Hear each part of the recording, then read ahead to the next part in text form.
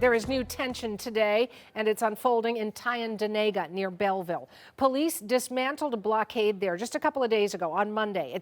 That blockade had stopped trains from getting through for nearly 3 weeks. But today, well, the demonstrators are back. I've got to look for you at what's going on right now. Demonstrators are not on the tracks, but as you can see, they are near them.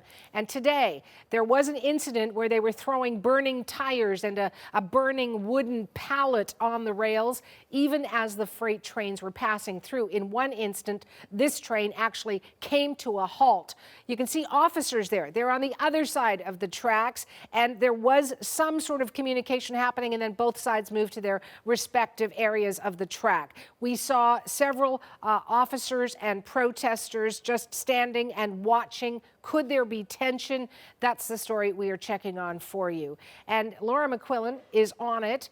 Bring me up to speed. I've been keeping an eye on coronavirus and other stories. Tyendinaga is a key one. What's happening? That's exactly right, because of those arrests a few days ago. Now, just in the past few minutes, a couple of trains have gone through, but we saw a really close call between protesters and that train. I'll talk you through what we saw. This was on a Facebook live feed posted by the protesters. You see them on the tracks, and then the train is approaching. It is honking its horn, telling them to get off. They are still standing there, throwing rocks at the train. It comes through. They do move out of its way in time, and you see it just barrel through, hitting these branches that they have placed on the tracks as well. It whizzes by. We hear the man who's commentating on that live feed call this a major escalation in what's going on there.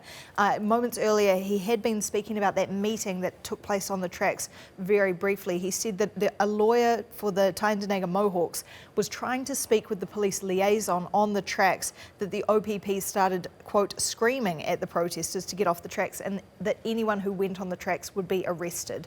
So since then, we've seen 2 trains come through, one of them not slowing down or stopping as it got very close to those protesters throwing rocks at the train. We do hope to show you that footage at some point in the near future.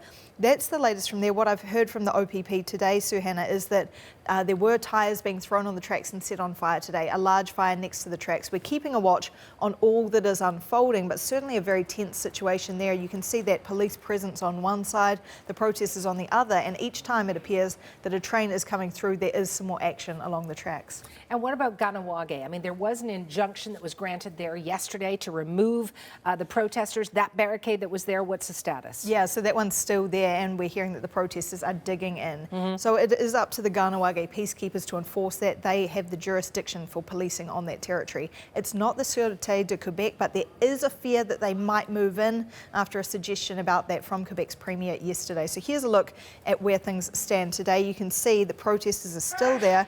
We heard from one of them earlier today about their plans, and here's what he told us. It's up to the SQ to decide if they want to have a physical confrontation or not. We've been here for a couple of weeks now, and you know, it's a peaceful demonstration. So it would be better if they don't come in at all. People are preparing if they do. We're being cautious. And one other protest in Quebec that we're keeping an eye on at Listegouge, that's just across from Campbellton, New Brunswick. That protest has been there since February 10th. An injunction telling them to move on yesterday, and we did actually see the tracks there cleared. However, the protest group remains very close to the tracks. And speaking to the local railway operator today, they told me that while the blockade has been removed, the protesters are still close and refusing to let the trains run. So out of an abundance of caution of their safety, Suhanna, they are not putting trains back on those tracks as yet. You've got eyes on across the country. What else are you watching? Yeah, a lot happening in British Columbia today. So those protesters at the legislature there, digging in as well. They stayed the night there. They're planning a press conference next hour to give us an update on what their plans are. Though there is an injunction in place for the Legislative Assembly, which you see there, police have said that they are contravening the regulations of the legislature, but they are not breaching the injunction overnight, presumably because no one was trying to access the building. That's why police didn't conduct enforcement action last night. We're also keeping an eye out for another protest which has been foreshadowed in BC today. That's also on Vancouver Island at the Patricia Bay Highway. A threat of a protest between 2 and 5 p.m. to shut down the highway.